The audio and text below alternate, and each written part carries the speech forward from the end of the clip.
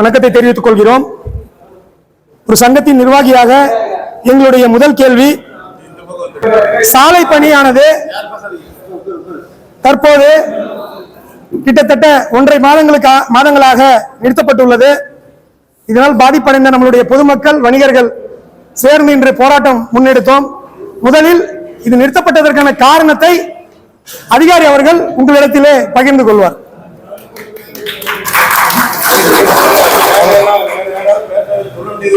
இல்ல ஐயா நான் பேசுகிறேன் ஐயா, அது பதில் சொல்லுங்க. ஒண்ணு இல்ல கேள்வி முன்ன வச்சிருமா? எல்லா கேள்வி முன்ன வச்சுட்டுமா? ஓகே, இது கேள்வி 1. எதனால் பணி நிறுத்தப்பட்டது என்பதற்கு காரணம் வேணும். 2வது, இந்த பணியை இப்பொழுது அவசரமாக தொடங்கியதற்கு முழு காரணம் நமது வணிகர் சங்கம் என்பதை இந்த நேரத்தில் பெருமையோடு தெரிவித்துக் கொள்கிறோம்.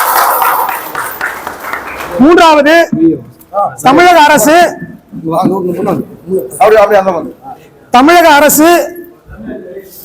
சார்பில் அவர்களுக்கு நாங்கள் உதவி கோட்ட பொறியாளர் அலுவலகம் சங்கராபுரம், கள்ளக்குறிச்சி மாவட்ட ஆட்சியர், தனிப்பிரிவு, நெடுஞ்சாலைத்துறை அமைச்சர் இத்தனை பேருக்கும் சங்கம் சார்பாக ரீஸ்ட் போஸ்ட் செய்து அக்னாலஜ்மெண்ட் வந்திருக்கு. எங்களை அழைத்து பேச எந்த அதிகாரிக்கும் மனம் வரவில்லை.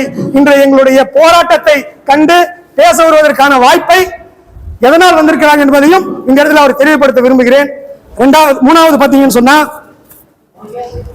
நாங்கள் கேள்விப்பட்டவரை இந்த ஊராட்சி நிர்வாகத்திற்கு இந்த குழாய்கள் உடைந்ததன் காரணமாக எங்களுக்கு வரவேண்டிய பணம் வராததினால் இந்த பணிகளை நாங்கள் தடுக்கிறோம் என்று ஊராட்சி நிர்வாகம் சார்பாக சொன்னதாக RR கன்ஸ்ட்ரக்ஷன் இன்ஜினியர் அவர்கள் நம்ம சங்கத்திடம் தெரிவித்தார்.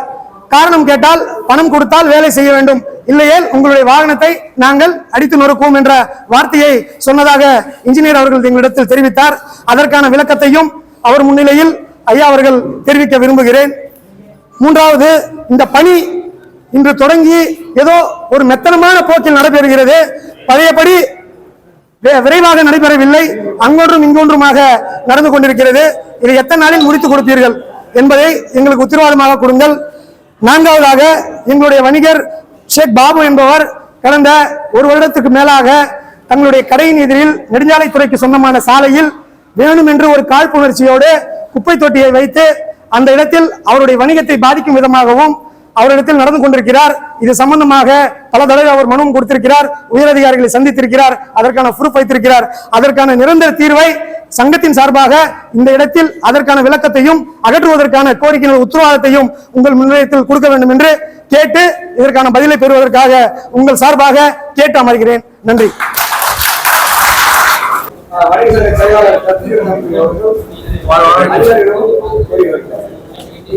வந்துள்ள அனைத்து துறை அதிகாரிகள் இந்த போராட்டத்தை ஒரு வெற்றி போராட்டமாகிய முன்னிறுத்தப்பட்டு அனைத்து வணிகர் சங்கம் மற்றும் வாழச்சும் அனைத்து வணிகர் சங்கம், அனைத்து கட்சியை சேர்ந்த உண்மை தோழர்கள் அனைவருக்கும் என்னுடைய வணக்கத்தை தெரிவித்துக் கொண்டு இதை தொடங்குகிறேன். குடிதழி கோலோச்சும் மாநில மன்னன் அடிதழி நிற்கும் உலகு அப்படின்னா என்ன? வள்ளுவர் என்ன சொல்லியிருக்காரு? ஒரு அரசன் தன்னுடைய மாநில மக்களை அரவணைத்து அன்போடு செல்லணும். அதை பார்த்து சுத்தி இருக்கிற எல்லாரும் அதை ஒரு முன்னுதாரணமா எடுத்து உலகே அவனை ஒன்றி நிற்கணும்னு தான் வள்ளுவர் சொல்லியிருக்காரு. இங்க தலைகீழா இருக்கு.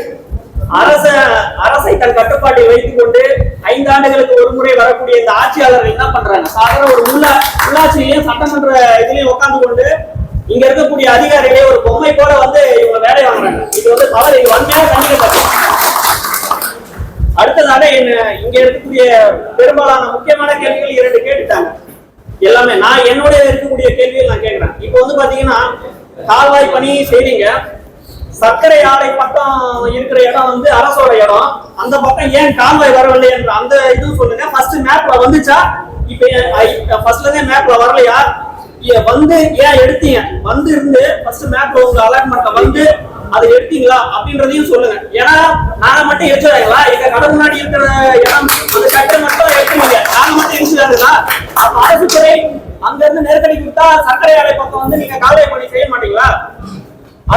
அது ஒரு கேள்வி. அடுத்தது பாத்தீங்கன்னா இந்த நெடுஞ்சாலைத்துறை பணி செய்வதால பல பேரோட பட்டா இடங்கள் வீடுகள் வந்து பாத்தீங்கன்னா இடிக்கப்படுது. அண்ணா நகர் பகுதியில ஒரு 50க்கும் மேற்பட்ட வீடுகள் வந்து இடிக்கப்படும் சூழ்நிலையில இருக்கு. கொஞ்சம் கொஞ்சமா இடிச்சு அப்படியே கிட்ட போயிட்டாங்க. அவங்க என்ன மனநிலையை மாத்துறாங்கன்னா, பக்கத்து வீடு போயிடுச்சு, சரி நம்மளும் போயிடும் அப்படியே அந்த போராட்ட குணத்தை மழுங்கடிக்கிறாங்க. அது மழுங்கடிக்கப்படாது, ஒருபோதும் நாங்க விட மாட்டோம். அவங்களுக்கான மாற்று இடம் கொடுத்துட்டு அதுல கை வைக்கின்றதுதான் இந்த வணிகர் சங்கத்தோட கோரிக்கையா இருக்கு. இனிமே அவர்கள் ஆட்சியாளர்கள் வந்து சொல்றாங்க, நாங்க வந்து கோமா ஸ்டேஜ்ல இருந்து இன்னைக்குதான் வந்திருக்கோம், அவங்க வந்து இன்னைக்கு பண்ண சொல்றாங்க. இப்ப வந்துட்டு வாய் வழியா சொன்னா நாங்க எதுவுமே கேட்க மாட்டோம், எதுவுமே எழுத்துப்பூர்வமா கொடுங்க. அது வரைக்கும் நாங்க வந்து இந்த போராட்டம் போயாது என்பதை நான் தெரிவித்துக் கொள்கிறேன். நன்றி. நமது வணிகர் சங்கத்தின் அன்பான மூத்த நிர்வாகி சலீம் அவர்கள் அவர் கோரிக்கை, என் ஊர்ல எல்லாம் நடக்கணுங்கிறதுக்காகத்தான் இங்க எல்லாருமே வேணும்னு நினைக்கிறோம். தடுக்கணுங்கிறதுக்கான ஒரு தலைவர் இங்க இருக்கிறாருங்கிறதே நம்ம ஊருடைய அவமானம். நிர்வாக ரீதியில ஒரு பிரச்சனைனா நிர்வாக சம்பந்தப்பட்ட அதிகாரியை பார்த்து, அது சம்பந்தமான அதிகாரியை பார்த்து அவங்க பிரச்சனையை தீர்க்காம எங்களை இந்த பிரச்சனைக்கு தள்ளப்பட்டது அதிகாரிகளுக்கும் ஊராட்சிக்கும் இருக்கக்கூடிய அவமானங்கள்ல எங்களுக்கு ஒண்ணு. இவங்களே இதை பேசி என்ன பிரச்சனையா இருந்தாலும் நாங்க பேசி தீர்த்துக்கலாம் இவங்க பேசியிருந்தாங்கன்னா 1.5 மாசம் நாங்க இந்த துன்பத்தை அனுபவிக்க வேண்டிய அவசியம் கிடையாது. நாங்க நேரடியா சட்ட ஒழுங்கு பிரச்சனைக்கு வர வேண்டிய அவசியம் கிடையாது. கடைகளை மூட வேண்டிய அவசியம் கிடையாது. இதை எல்லாமே செய்துவிட்டு 1.5 மாசம் தடுக்கிற வரைக்கும் இந்த அதிகாரிகள் மெத்தனமா இருந்ததுக்கான காரணமே எனக்கு புரியல. மொத்தமா கோமால விழுந்த மாதிரி இருந்தது இந்த நெடுஞ்சாலைத்துறையுடைய பணி. அங்கிருந்து காவால 10 மீட்டர் ஒருத்தன் காவா ஒரு இந்திக்காரனை விட்டுருந்தா அந்த 10 மீட்டருக்கு அண்ணாண்ட காவா விடப்படல. அந்த 10 மீட்டர் அப்படியே நிக்குது. இப்ப வரக்கூடிய காலம் மழைக்காலம். இந்த மழை பெஞ்சு எல்லாமே இந்த ஊரு சமமான ஊர் இல்ல, வேடு பள்ளம் நிறைஞ்ச ஊரு. அப்படியே மழை பெஞ்சு வந்து இப்படி வந்துச்சுன்னா 400 கடையில 200 கடைக்குள்ள தண்ணி போகும். அதனுடைய பாதிப்புக்கு நாங்க யாருக்கிட்ட போய் நிக்க முடியும்? அதன் பிறகு இந்த விடுபட்டு இருக்கக்கூடிய காவால டெய்லி விழறோம். நாங்க பலமுறை கூப்பிட்டு இன்னும் ஒரு அவலம் என்னன்னா, நீங்க ரோடு வேலை கூட பொறுமையா செய்யுங்க, டெய்லி கொஞ்சம் தண்ணி ஊத்துங்க, மூச்சே விட முடியல அப்படின்னு நாங்க சொல்றோம். காவல்துறை அதிகாரிகிட்ட போய் ஒரு டைம் இந்த மாதிரி நீங்களாவது சொல்லுங்க பர்சனலான கூட, அதை கூட விட மாட்டேன் செய்யக்கூடாதுன்னு சொன்னதுனாலதான் இந்த பிரச்சனைக்கே நாங்க தள்ளப்பட்டோம். தண்ணி தூசி பறக்கிற தண்ணியே விடமாட்டேன்ற அளவுக்கு அராஜகங்கள் தலை தூக்கிய பிறகுதான் நாங்க இந்த நிலைக்கு தள்ளப்பட்டிருக்கோம். எங்களுடைய தேவை உடனடியாக பணிகள் முடிக்கப்படணும். பணிகள் தடுக்கப்படாம முடிக்கப்படும் உத்தரவு கொடுத்தா எடுத்து கும்பிட்டு நாங்க கடந்து போயிட்டே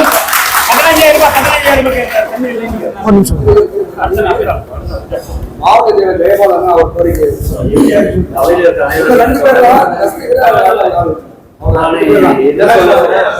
இப்ப வரவங்க எல்லாம் ஊராட்சி துறையோ இல்ல சம்பந்தப்பட்ட எண்ணெயோ மந்தையோ குறை சொல்றதுக்கான காரணம் நெடுஞ்சாலைத்துறை அல்ல. நெடுஞ்சாலைத்துறை ஒரு கவர்மெண்ட் ஒருத்தர் நிறுத்துறாருன்றது வசம் அவங்க வேலையை எப்படி நிறுத்திட்டு போலாம். அதுதான் அவங்க போய் புகார் கொடுக்கல. நெடுஞ்சாலைத்துறை வந்து ஒரு கவர்மெண்ட் நினைச்சா இவங்க ஏன் நான் இவன் தர்பார் நிறுத்த சொன்னா நிறுத்திட்டேன், ஜெயபால் நிறுத்த சொன்னா நிறுத்திட்டேன் எப்படி இந்த காரணம் அவங்க சொல்லலாம். இது வந்து நாங்க அப்பாவி மக்களாகி நாங்க ஏதோ நோட்டீஸ் சொல்லலாம். ஒரு துறையை சார்ந்த ஒரு அதிகாரிங்க இந்த நோட்டீஸாக சொல்றதுக்கான காரணம் எங்களுக்கு புரியல. இன்னும் அதே சமயத்துல இன்னொரு இந்த இடத்துல பதிவு பண்ண விரும்புறேன். இவ்வளவு நோட்டீஸ் அடிச்சு இவ்வளவு விளம்பரம் பண்ணி இவ்வளவு ரீச் ஆகும் முன்னாடி இந்த நெடுஞ்சாலைத்துறையை சார்ந்த அதிகாரிகளை கேட்கிறோம், உங்க ஊர்ல இருந்து வந்து திரும்ப யாரெல்லாம் நிறுத்தினா நாங்க வேலையை நிறுத்துவோம் அப்படின்னு சொல்றாங்க. இதுக்கான காரணம் நீங்க சொல்லுங்க. திரும்ப நாங்க இது மாதிரி எல்லாம் பண்ண முடியுமா? இப்பயும் இந்த ரீசன் முந்தானே சொல்றாங்க, யாராவது வந்து நிறுத்திட்டா நாங்க நிறுத்துவோம். அதுக்கான காரணம் இவங்க சொல்றாங்க, இது நெடுஞ்சாலைத்துறை அதிகாரிகளா இல்ல ஒரு பிரைவேட் காரங்களா? இது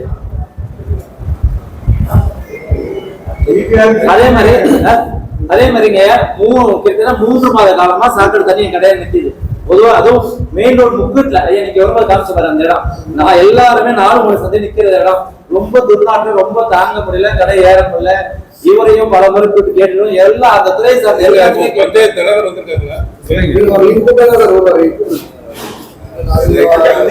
அடுத்த ஒரு தசீர் வாய் ஒட்டுமொத்த காரணம் தசீர் வாய் கொடுங்க.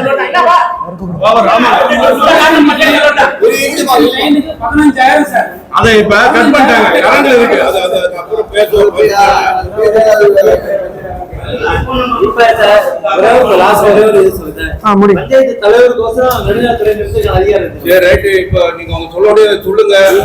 அவர் என்னோட ஒரே ஒரு ரெக்வஸ்ட் லாஸ்ட் சார். சம்பந்தமா அவர் என்ன செய்ய முடியுமோ அதை சொல்லுவாரு. ஒரே ஒரு ரெக்வஸ்ட் சார். எங்களுக்கு ரோடு இங்க போட தரணும், அந்த போக ரெடியா இருக்கணும் சார். ஆனா யாரும் வந்து நிறுத்தினா நாங்க நிறுத்துன்றதுக்கான உத்தரவாதம் அவங்க பக்கத்துல இருக்கு.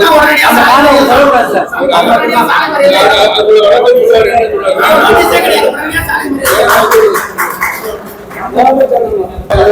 அனைத்து மூத்த அதிகாரிகளுக்கும் உறுப்பினர்களுக்கும் என் முதற்கமாக தெரிவித்துக் கொள்கிறேன். இதுவரைக்கும் நடந்த நெடுஞ்சாலைத்துறை பணிகள்லாம் நெடுஞ்சாலைத்துறை சொந்தமாக கரெக்டா இருந்தது. இனி நடக்கும் பணிகள் அந்த 10-11 கடைகள் மட்டும் நெடுஞ்சாலைத்துறை சுகுலா இருக்குது. ஆனா அளவு வந்து அதிகமான நெடுஞ்சாலைத்துறையை விட 2 அடி சுகுலா கட்டிருக்காங்க. அந்த காலத்திலே பட்டாவும் கொடுத்துருக்காங்க. ஆனா பூமி குறிப்பிட்ட போலவே பட்டா கிடையாதுன்னு சொல்லிட்டு அதிகாரி சொல்றாங்க. நெடுஞ்சாலைத்துறை சொன்னதா வந்து எல்லாம் அதிகம் சொல்றாங்க. ஆனா வந்து பூமி குறிப்பிட்ட எல்லாமே புறம்போது இல்லை, எல்லாம் பட்டாவளையும் இருக்கு, பட்டா எல்லாமே இருக்கு. அந்த பட்டா இடத்துக்கு இன்னும் அசன்ஸ் கொடுக்குறாங்க. இது பட்டா இடத்துக்கு நிவாரணம் நிறைய கொடுத்துருக்காங்க. ஆனா அதுக்கு நிவாரணம் என்ன அதை தான் நான் தெளிவுபட கேட்டுக்கிறேன். நன்றி, வணக்கம். நமது கோரிக்கை ஏற்று அதற்கு போராட்டத்தை போராட்டத்தின் விளைவாக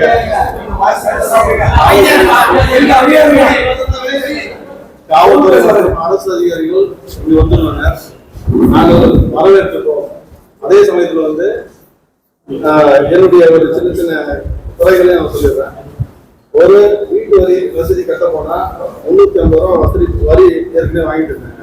இப்போ வந்து 35,000 தான் வரி போட்டு வருவோம் அப்படின்னு சொல்றாங்க. அப்பயே நாங்கள் பொறுத்துக்கிட்டோம். அதே சமயத்துல 2வது ஒரு கட்டாயம் ஒரு வணிகர் வந்து வரி கொடுத்தாதான் ஆகும், கொடுத்துதான் அப்படின்னு சொல்லும்போது கடை வரி, தொழில் வரி அப்படின்றது அதையும் பொறுத்துக்கிட்டோம். அதே சமயத்துல அதுக்கு அடுத்து புதுசா ஒருத்தர் வீடு கட்ட போறாரு. அவர் வந்து இது வந்து ஊராட்சி தான், ஆனா கார்பரேஷன்லே இல்லாத அளவுக்கு, அதாவது மாநகராட்சியிலே இல்லாத அளவுக்கு வரி கேட்ட தலைவர், அதையே நாங்க பொறுத்துக்கிட்டோம். அதுக்கு அடுத்தது இப்போ வந்து இந்த இது வந்து பொதுவான ஒரு விஷயம். நம்மளுடைய பெருமையை பறைசாற்றதான் இந்த சாலை வந்து நம்ம பெருமைப்படக்கூடிய செயல் தான். அந்த சாலையில வந்து என்னதோ நல்ல வேகமா நடந்து வந்தது பணி. அந்த வரும்போது மீண்டும் அந்த பணி வந்து இடையில வந்து 2 வருஷமா தடைப்பட்டு போகுது. ஆனா தினந்தோறும் நான் பாக்குறேன் ஒரு போக்குவரத்து அந்த வண்டி வந்து பஞ்சர் ஆயிட்டு போகுது. அங்கே நடுவோட்டு அப்படி நிற்குது. மாவட்டங்கள்ல இருந்து இந்த எந்த மேடு இருக்கு பள்ளம் தெரியாம போய் கை கால வச்சுங்க. அது எந்த ஒரு இதுவுமே இல்லை. அமராவதி தள்ளப்பட்டோம். எங்களுக்கு வந்து போராட்டம் முக்கியம் தான். ஆனா எங்களுடைய கோரிக்கையை நிறைவேற்றி நாங்கள் போராட்டம் வந்து வாபஸ் பண்ணிக்கிறோம். பிரச்சனை இல்லை.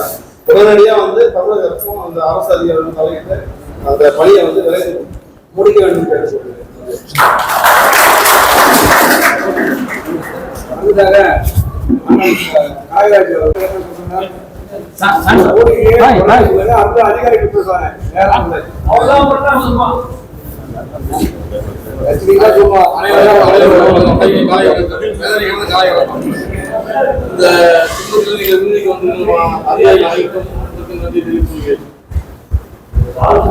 இந்த நிகழ்ச்சி தங்களுக்கு மரியாதை கொடுத்து முடித்துக் கொள்கிறோம்.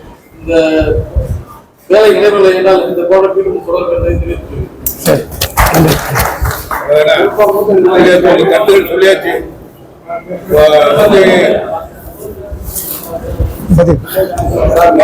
எல்லாருமே வந்து கூடியிருக்கிறது வந்து இந்த நெடுஞ்சாலை வந்து வேலை வந்து தடைப்பட்டு இருந்தது. யாரும் வேலை செய்ய மாட்டேன், வேலை நடக்காதனால எங்களுக்கு என்ன பாதிப்பு இருக்குன்னு சொல்லியிருக்கீங்க. இப்போ அது சம்மந்தமா அந்த சம்மந்தப்பட்ட துறையில் உள்ள ஏடி சார் வந்து உங்களுக்கு என்னன்னு சொல்லுவாங்க. அது அந்த துறையை மட்டும்தான் அவர் சொல்ல முடியும். மற்றதை பற்றி அது சார் சொல்லுவாங்க. மதிப்பிற்குரிய விவசாய எல்லாருக்கும் வணக்கம். இந்த பணி வந்து நம்ம இது வரைக்கும் நம்ம ஃபாஸ்டா பண்ணிட்டு இருக்கோம். உங்களுக்கு தெரியும், மற்ற இடத்தோட நல்லாவே பண்ணிருக்கோம். இந்த இடம் வந்து வரும்போது கொஞ்சம் ட்ரெயின்ல ஒரு சின்ன ஒரு சர்வே இருக்கு, அது வந்து கொஞ்சம் டிலே ஆயிருக்கு. இதை விட நான் வந்து ஆத்துல வந்து சீக்கிரமா தண்ணி அதிகமாக நான் பாலம் கட்டிட்டு இருக்கேன். இப்போ அதனால இப்போ நின்று போன பணிகளை வந்து எவ்வளவு விரைவாக நான் முடிச்சு தர முடியுமோ அவ்வளவு விரைவாக நான் முடிச்சு கொடுக்குறேன். இது என்னுடைய நான் அசூரன்ஸ். தனிப்பட்ட யாராலும் என்னை வந்து பார்க்கலாம். சங்கராபுரம் ஏரியா நம்பர் வாங்கிக்கிங்க, பேசலாம். அப்படியே எடுத்து ஆபீஸ் வரலாம். கண்டிப்பா வந்து இதை கண்டினியூ பண்ணி என்னால எவ்வளவு சீக்கிரம் முடிச்சு கொடுக்க முடியுமோ முடிச்சு கொடுத்தாரு. இல்ல அதுதான் திரும்ப ஒரு நிமிஷம் அதான் சொல்றேன். சொல்றது என்னுடைய வீராதையும் நான் கொண்டு போயிடுறேன். அந்த மேட்டரை பணி வந்து தடை இல்லாம நான் முடிச்சு கொடுத்து ஏற்பாடு இல்ல அதுதான் சார். எல்லாரும் நான் மக்களுக்காக தான் ஆனா சொதப்ப வேணாம் நான் மற்றதுக்காக நம்ம மோசமா இருக்கு, ஒசு கல்ல இருக்கு. அந்த ஒரு சின்ன பிரச்சனை முடிச்சிடறோம், சீக்கிரமா முடிச்சு விட்டாங்க. ஃபர்ஸ்ட் வந்து இந்த பையன் சரியா சார். ஒரே கேள்வி குடி தண்ணி வந்து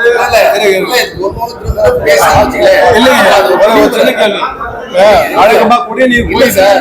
நீங்களும் வந்து திரும்ப போயிட்டே இருக்க 15,000 ஒரு கனெக்ஷன்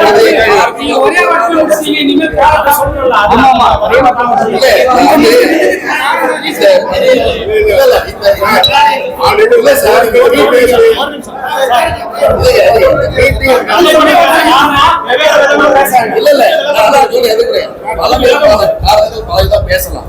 நான் இப்போ வந்து இந்த கமிட்டியோட முழு எண்ணமே வேலை தடைபடுத்து நம்ம வந்து சீக்கிரம் முடிச்சு கொடுக்கணும். அது நான் முடிச்சு தரேன்னு சொல்றேன். யாருடைய தலையீடு இல்லாம இருந்தாலும் எந்த தலையிடும் நான் முடிச்சு யார் தடுத்தாலும் நடக்கும். கேட்டுங்க, யாருடைய தலையீடு இருந்தாலும் வேலை நிக்காதுன்னு சொல்லியிருக்காரு. நீங்க ஒரு நிமிஷம்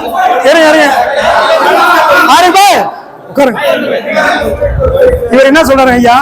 இவர் தான் கான்ட்ராக்டர், இன்ஜினியர், சீஃப் இன்ஜினியர்.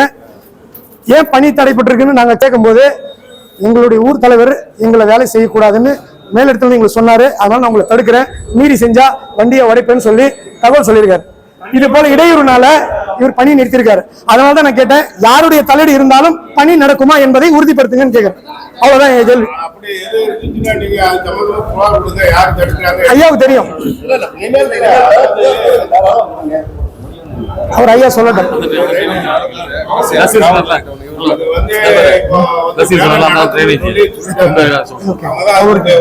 அதிகாரி அதிகாரப்படுத்தவங்க 3 நாளா ஆரம்பிச்சிட்டீங்க, 3 நாளா செஞ்சுட்டு இருக்கீங்க. அதையும் நாங்க பாக்குறோம். ஆனால்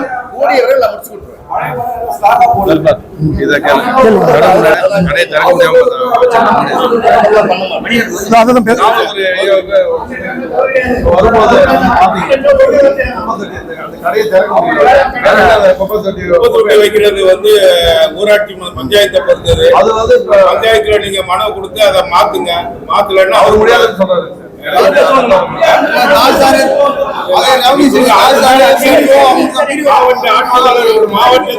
மாவட்ட ஆட்சித்தலைவர்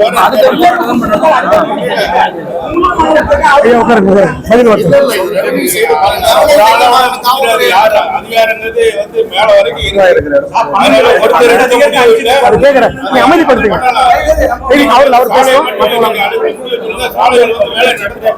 ஆரம்பிச்சாச்சு, 3 நாள் ஆரம்பிச்சாச்சு. நீங்க சொன்ன குறிப்பிட்ட நாள்ல எவ்வளவு விரைவா முடிக்க முடியுமோ முடிச்சு கொடுக்குறேன்னு சொல்லியிருக்கீங்க. இல்லைன்னா நீங்க அடுத்த தேர்தல தெரிவிக்கலாம். நாங்க அதுக்குடைய ஏற்பாடு நம்பிக்கையோட செய்யணும். வாழ்க்கை ஐயா அப்புறம் வெளியதான் சார் பண்ணுவாங்க. ஒரு கடை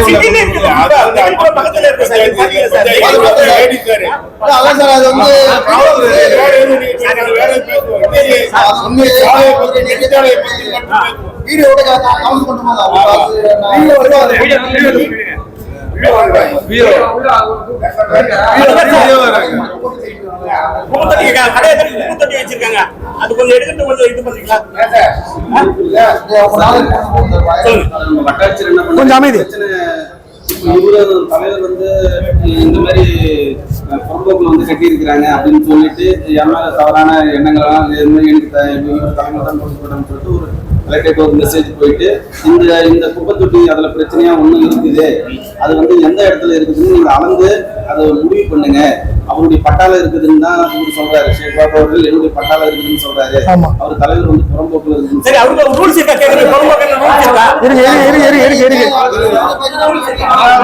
அவரு அதிகாரிட்டு பேச்சு வாங்க. என்ன பண்ணிக்கிறாரு, வட்டாட்சியருக்கு தபால் வச்சிருக்காரு. இந்த இடத்த அளந்து உடனே அதோட ரிப்போர்ட் பண்ணுங்க அப்படின்னு சொல்லியிருக்காரு. நாளைக்கு சர்வேயர் இந்த இடத்துக்கு வராது அளக்கிறதுக்கு. அதை நாளைக்கு அளந்து அது என்னட்டு நாங்க முடிவு பண்ணி எங்களுடைய ரிப்போர்ட்டை வட்டாட்சியருக்கு அனுப்புறோம். அதன் அடிப்படையில உங்களுக்கு கலெக்டரேட் மூலியமா அதுக்கு உண்டான நடவடிக்கை கண்டிப்பா சரி சார், நான் ஓகே. அந்த பொறுப்பாக அல்ட்ரேட்டுக்கோ எடுக்கிறதோ அந்த ரூல்ஸ் இருக்கா? பஞ்சாயத்து போர்டு இருக்கா? அதெல்லாம் படிக்கணுமா? இல்ல எங்க ஆர்டர் ஹைகோர்ட் ஆர்டர் இருக்கு sir. Order high court order panchayat board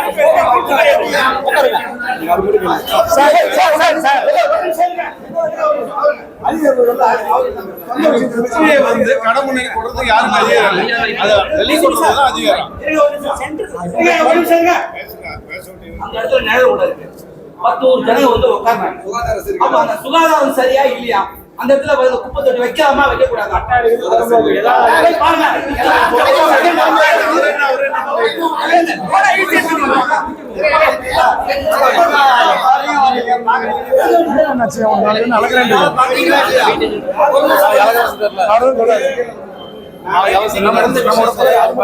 ஐயா ஐயா உட்காருங்க. இல்ல ஆமா அடுத்த கட்ட சம்பந்தப்பட்ட அதிகாரியை கூப்பிட்டு வந்து உட்கார்ந்து பேசுவோம். இப்ப நெடுஞ்சாலை பணிகளை செய்யறதுக்கான முழு முயற்சி. ஒரு கேள்வி, ஒரே ஒரு கேள்வி. உட்காருங்க. அதான் சொல்லிட்டு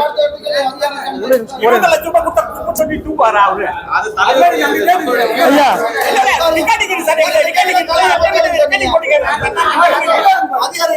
ஐயா உட்காருங்க.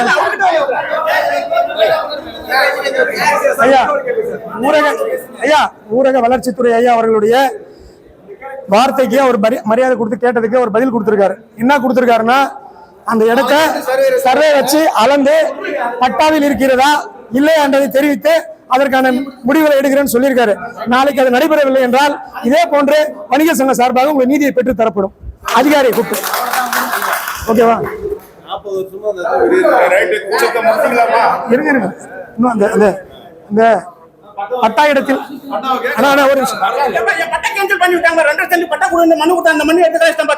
நம்ம திராவிட முன்னேற்ற கழக அரசு தான் கேட்கணும். நீங்க தான் அங்க வகிக்கிறீங்க, அதை விட்டுருங்க, அது பேச. கால்வாய் பட்டா இடத்தில்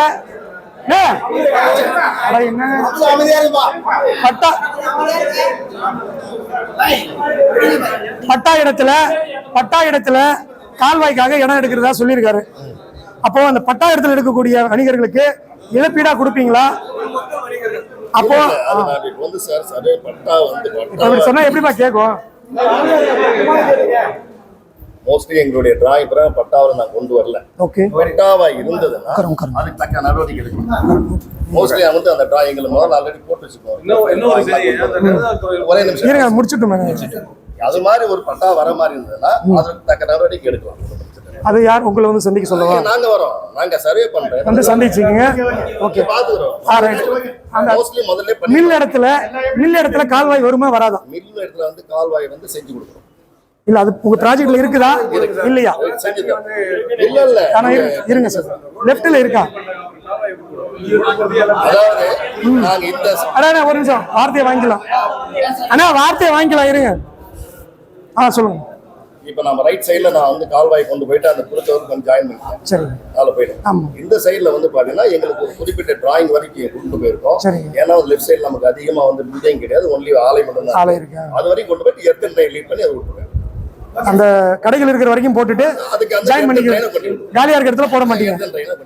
ஓகே, இப்போ பட்டாடம் கேட்டாச்சு. இது உங்ககிட்ட பேசிக்கணும். இந்த அண்ணா நகருடைய வீடுகள் இடிப்பு இருக்கு. சர்வீஸ் சாலை போடுவதற்காக எக்ஸ்ட்ராவும் இடிக்கிறதுக்காக பேசிட்டு இருக்காங்க. ஏற்கனவே இடிக்கப்பட்டவங்களுக்கு மாற்று இடம் கொடுக்கல, மீண்டும் இடிக்கிறான்றாங்க. எங்களுடைய இதுல இருக்காது, நாங்க அதை எடுத்துருக்கிறோம். அவங்களுக்கு முதல்ல ஆல்ரெடி கொடுத்துருக்கிறோம். நிறைய தான் வந்து ரெவன்யூல வந்து என்ன பார்த்துட்டு இருக்காங்க. ஐயா, அதுக்கான பதில் நீங்க சொன்னீங்கன்னா எங்களுக்கு கொஞ்சம் நல்லா இருக்கும். ஏற்கனவே இப்ப நாங்க அளந்தோம், ரெவன்யூ எங்களுக்கு வந்து அளந்த தபால் வச்சாங்க.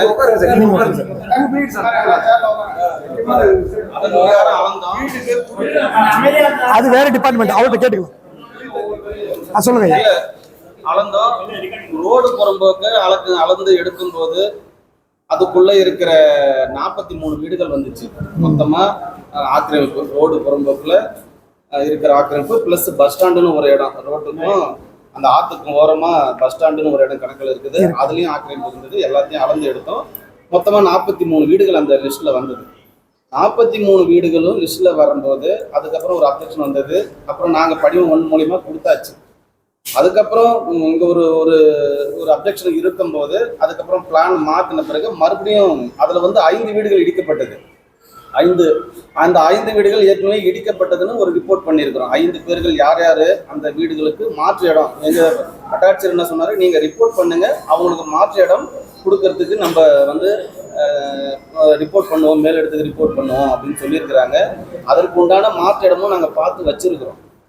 அவங்களுக்கு 5 நபர்களுக்கு வீடு கொடுக்கறதுக்கு இன்னும் இப்போ இந்த 43 பேருக்கு நம்ம லிஸ்ட்டை அனுப்பியிருக்கிறோம். ஆனால் நெடுஞ்சாலைத்துறை அதுக்கப்புறம் இல்லை சர்வீஸ் ரோடு இல்லைன்னு சொன்ன பிறகு நம்ம அதை கைவிட்டாச்சு. அதனால எல்லா வீடும் பாதிக்கப்பட வாய்ப்பு இல்லை.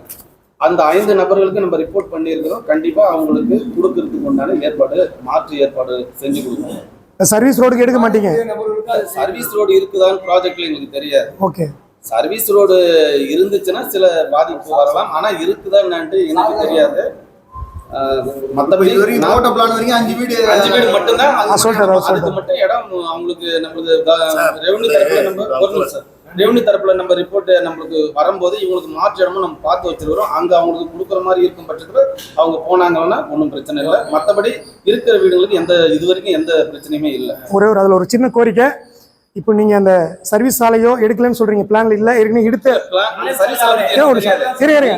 5 வீடு எடுத்தேன்னு சொன்னீங்க இல்லையா? இப்போ நீங்க இதுக்கு மேற்பட்டும் நீங்க சர்வீஸ் சாலை எடுக்கணும்னா குறைந்தபட்சம் இன்னும் கொஞ்சம் வீடுகள் எடுக்க வேண்டிய சூழல் வரும். நாங்க எங்களுடைய கருத்தை என்ன சொல்றோம்னா, நீங்க இடது பக்கம் எடுக்கக்கூடிய சர்வீஸ் சாலையை வலதுபுறமாக எடுத்தீங்கன்னா மில்லுடைய இடம் இருக்கு, அரசாங்கத்தோட இடம் இருக்கு. சர்வீஸ் சாலையை நீங்க வலது பக்கம் போட்டீங்கன்னா குடியிருப்பு வாசிகளுக்கு ஒரு மிகப்படிய ஒரு வரப்பிரசாதமா இருக்கும்ன்றது இந்த இடத்துல நாங்க வந்து உங்களுக்கு பதிவு செய்யறோம். அப்படின்றது நம்மளுடைய கோரிக்கை வச்சிருக்கோம். நீங்க அது என்னன்றதை தெரிஞ்சுக்கிட்டு பாதிப்பு இல்லாம செஞ்சு கொடுங்கன்றதுதான். ஐயா சர்வீஸ் ரோடு இருக்குங்களா ஐயா? இல்ல தெளிவுபடுத்திடுவோம். தெளிவுபடுத்துறதுக்கே இல்ல. கிழக்கு முடிஞ்சு போச்சு மேற்கு மட்டும். உங்களுக்கு வந்து பாத்தீங்கன்னா ஒரு நிமிஷம் ஹலோ, பதில் கேட்டுக்கலாம்.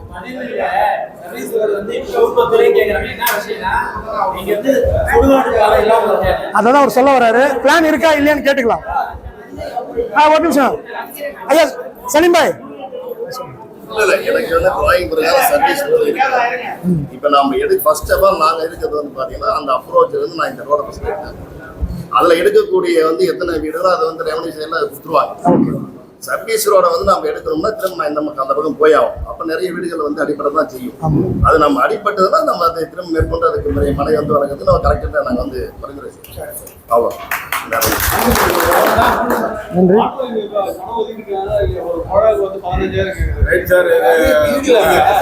கடைசி ஒரு கேள்வி ஐயா. குடிநீர் இணைப்புக்காக ஒரு ஊராட்சியில் அலுவலகத்திற்கு, அதாவது அரசாங்கத்துக்கு செலுத்தக்கூடிய தொகை எவ்வளோ, அதை மக்கள் மத்தியில சொன்னீங்கன்னா எங்களுக்கு ஒரு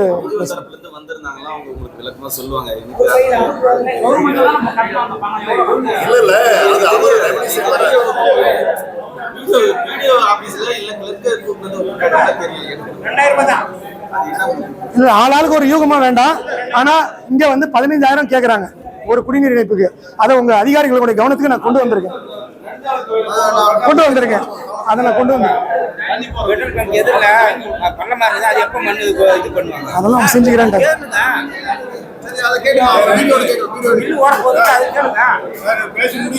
ஐயா முடிஞ்சிருச்சு விரைவாக.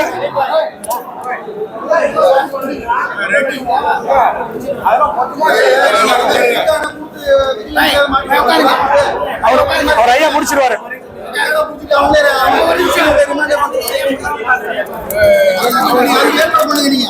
ஐயா ஐயா முடிச்சிருவாரு.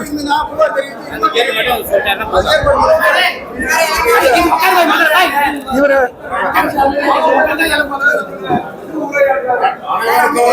அனைவருக்கும் உங்கள் கோரிக்கையை நானே கேட்டு எந்த கோரிக்கையை நீங்க கேட்டு மண்டபத்தில் வந்து சம்பந்தப்பட்ட துறையினுடைய அதிகாரி முன்னிலையில் உங்களுடைய சந்தேகத்தில் நீங்க கேட்டு வந்து நிவர்த்தி தெரிஞ்சுக்கிட்டீங்க. அதனால அது மட்டும் நல்லபடி வளம் நடக்கும், நல்லதே நடக்கும். நம்பிக்கையுடன் செல்லுங்க. இந்த ஒத்துழைப்பு கொடுத்தவங்களுக்கு உங்களுக்கு எல்லாருக்கும் நன்றி.